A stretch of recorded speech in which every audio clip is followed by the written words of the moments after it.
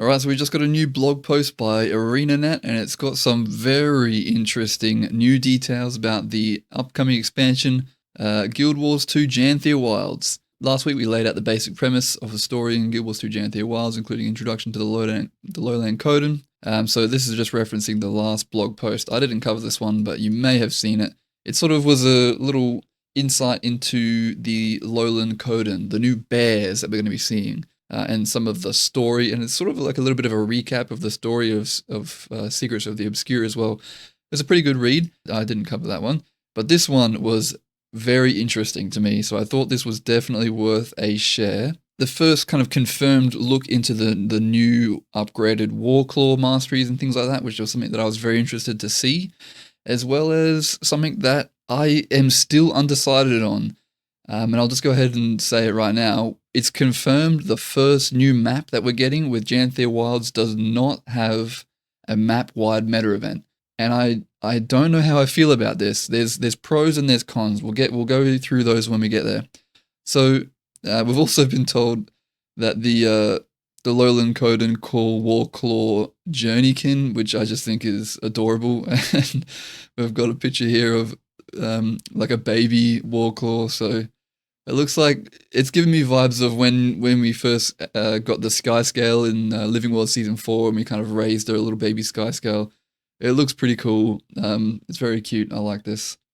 It's giving me some good vibes.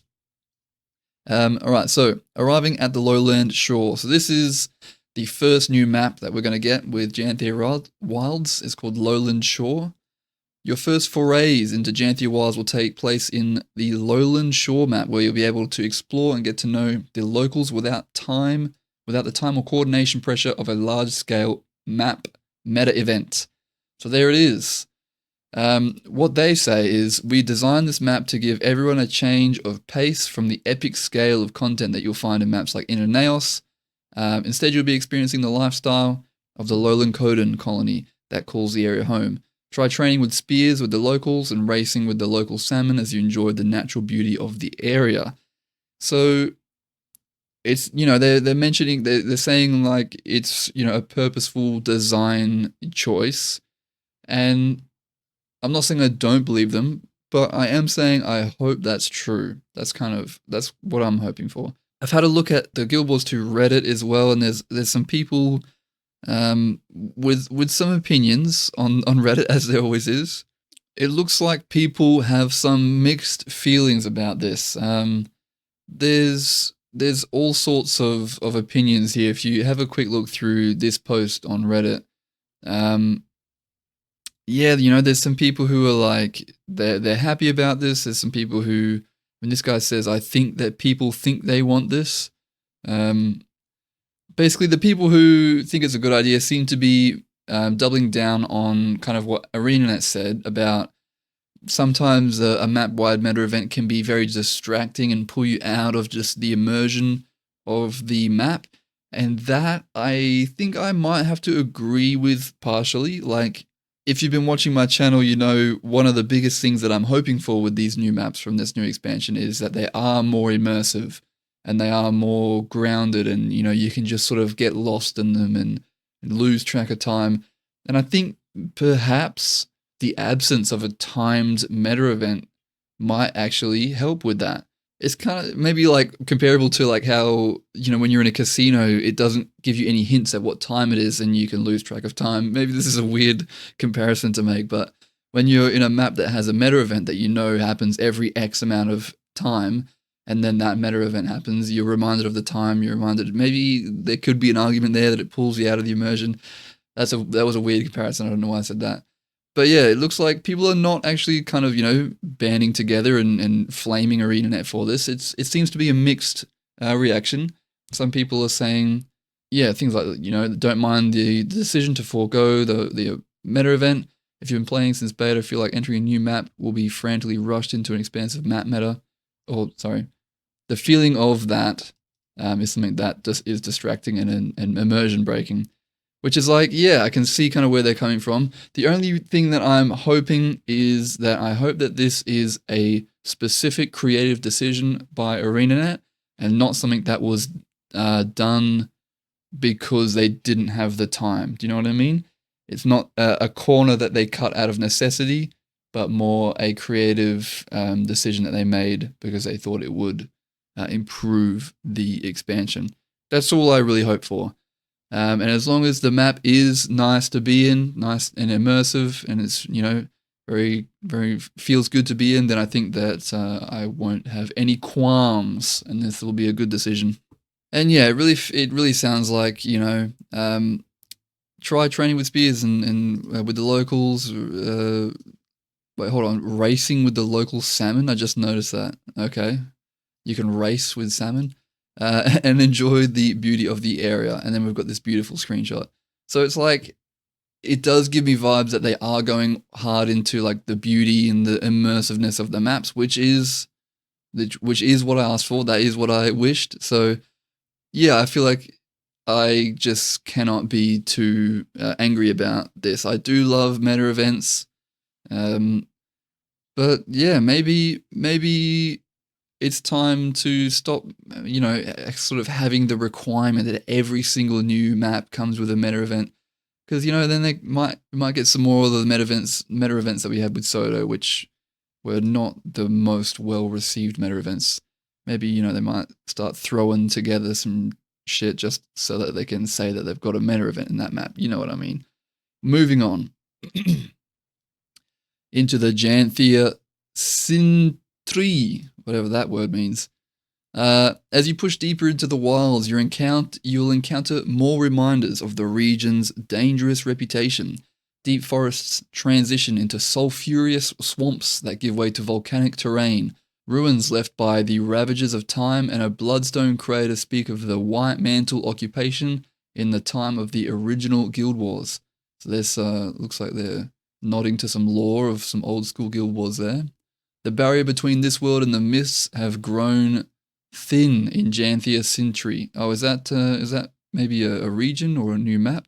Janthia S. Perhaps this is the second map, resulting in magical storms called Mists Tides. That's a bit of a weird Mists Tides. There's a lot of S sounds in there that sweep the area, and strange creatures known to scholars of Tyr's past as Titans have begun appearing in greater numbers. Is this the first time we've actually confirmed that they're Titans? I think it's all been speculation up to this point.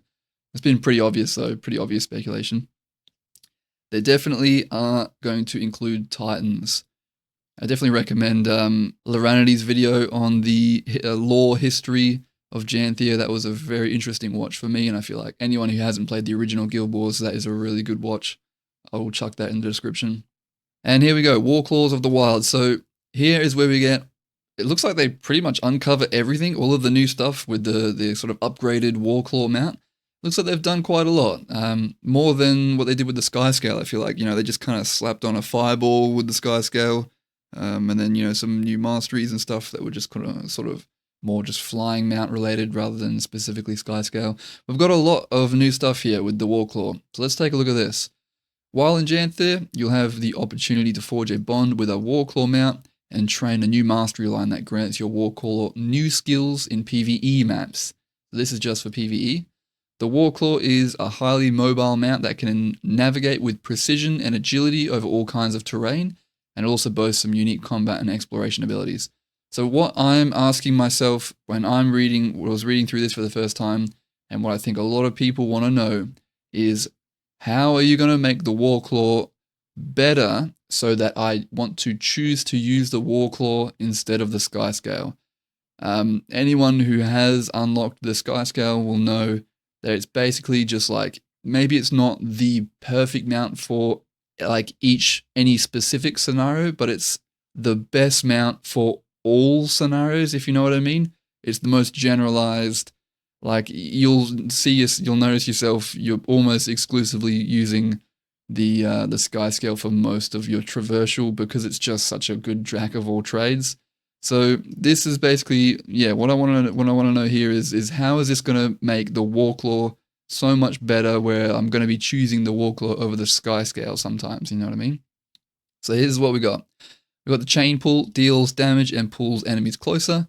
Seems pretty cool. I like pulling enemies together out in the open world. Another pull is good in my books. I'm not sure if this actually dismounts you or not. It kind of sounds like it might not, because the next one, Battle Maul, commands the Warclaw to leap forward and perform an attack area, stunning enemies at the center of the attack. That sounds very similar to just the dismount ability in World v World with the Warclaw, or in PvE as well, I suppose. That sounds like that, just the standard dismount ability. So, does that mean this is not a dismount ability? You're going to be able to use this while mounted? That could be pretty interesting. Next, we got Sniff, enhances nearby allies while detecting nearby enemies.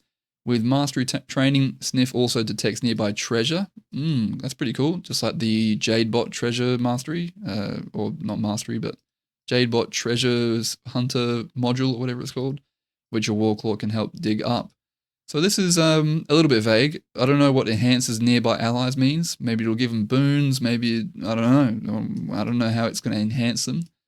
And detecting nearby enemies, that sounds very similar to the Warclaw ability in World v World that we've already got as well, where you can sort of detect a general position of like a nearby enemy or something like that. That's pretty cool. This kind of, if this is going to be similar to that Jadebot module, then sounds like that might kind of, make that obsolete. But I never used it anyway, so that's not an issue for me. And Lance throws a spear to deal damage and knock down an enemy. This sounds like this might also be a kind of reuse or repurposing of the dismount ability in World v World, where you can throw a spear at someone else and dismount them from their Warclaw. That's pretty cool. I believe that also dismounts you in World v World. I haven't actually unlocked that yet. But from what I've seen other people use it, looks like that is also a dismounting thing. But yeah, obviously the Sniff is not a dismounting ability. So yeah, I feel like maybe this pull might not be a dismount ability. That's pretty cool.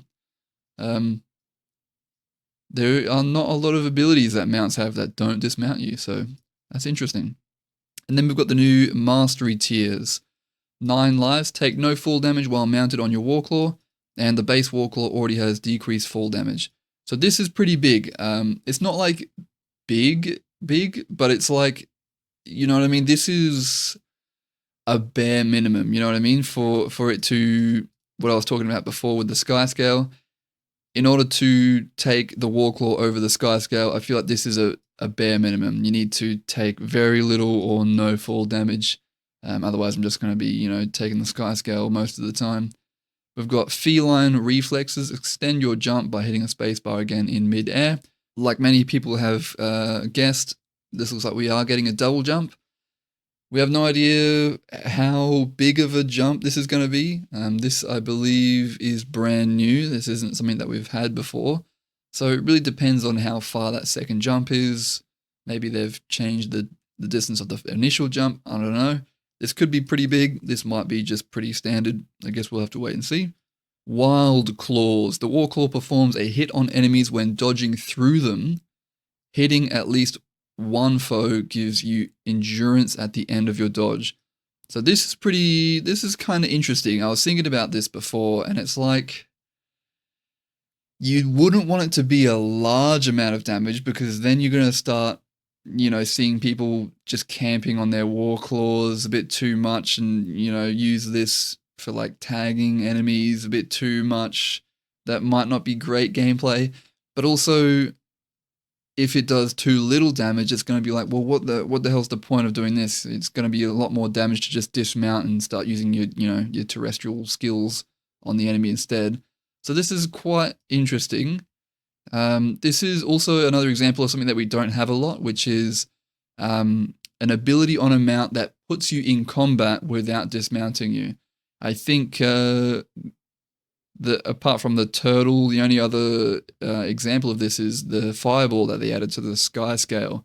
It's puts you in combat. It hits an enemy, but doesn't put you in. Doesn't dismount you. I guess maybe if the chain pull is also non-dismounting, that might be another one. But there's not a lot of examples of this, so that's quite interesting. Feral Fury increases the damage while mounted on the Warclaw. The Lance skill now stuns enemies and deals increased Defiance bar damage.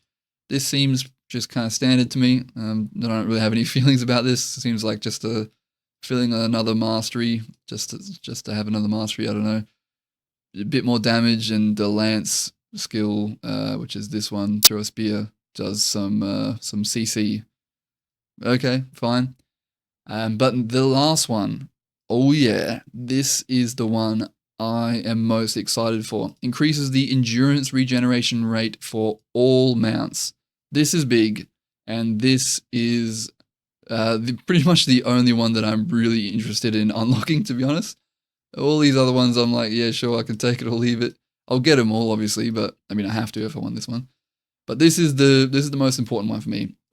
Endurance regen for all mounts is big. That means your raptor goes further, your siege turtle does more damage, your sky scale can like dodge through midair more often. This is big. That's a big change. I'm not sure, maybe it might not be a huge amount of endurance regen, but it'll be at least something, and I will take it. That's pretty cool. And then we've got Worldview World changes. So when designing the Warclaw mount for PvE, we saw some opportunities to improve how the Warclaw works with Worldview World. So this refresh of the Warclaw experience comes from our evolving understanding of the mount system since we first implemented mounts.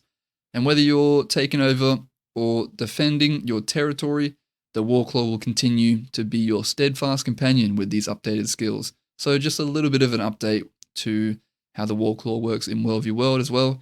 And of course, the Warclaw has to work very differently in PvE as it does in Worldview World, just because they have very different game modes. They've got to be balanced very differently. So this is what we're getting changed with Worldview World. With the chain pull, they've added a new effect, Weakened Frame, which amplifies damage inflicted on gates and walls. This will stack with structural vulnerability. Makes sense. That seems pretty fine to me. I don't know if I've got many opinions on the Worldview World changes. I'm not a huge Worldview Worlder. We've also got Sniff. In addition to its abilities, it'll also highlight damaged gates and walls for both allied and enemy structures when you're in range. That's pretty cool. That's fine, I feel like. So instead of just highlighting like a nearby enemy, it also highlights damaged gates and walls, which I feel like is good. It's like that's good to know, but it's not super overpowered or anything. I feel like that's fine. And then the lance they've just added an extra charge to that one, so increased it from 1 to 2 charges for the throwing a spear to dismount someone ability, which is, wait, that's kind of interesting. Does that mean the first one doesn't dismount you? Or it still dismounts you, but you just can use it again a second time sooner? I'm not too sure. Maybe one of the Worldview World enjoyers can let me know in the chat. And we've got another beautiful screenshot of one of the new maps and one of the new Warclaw skins that we've got here. The one that looks like a big Maine Coon cat. Fantastic. And that's basically it. Repurchasing any edition of Guild Wars 2 Janthir Wilds before an expansion launches will grant you the Homesteader title. Get those pre-purchases in. Pretty cool. So yeah, I'm pretty excited to see how this new map goes. This is probably one of the biggest things that I'm interested in now. Seeing how the new map, the first new map, is received and how it goes without a new meta event. I'm assuming all of the other maps have meta events. Something a sentiment I saw on Reddit that I'm hoping is correct is perhaps since the first map doesn't have a meta event, maybe all of the other maps will have better meta events. Maybe they'll be able to put a bit more developer, juice into those other meta events of the other maps. That's what I'm hoping for, at least. That'd be cool. But yeah, let me know your thoughts down below. I would love to read them. And yeah, I'll catch you guys in the next video. If you enjoyed the video, you know what to do. And get out of here. Enjoy the rest of your day, gamers. Boom.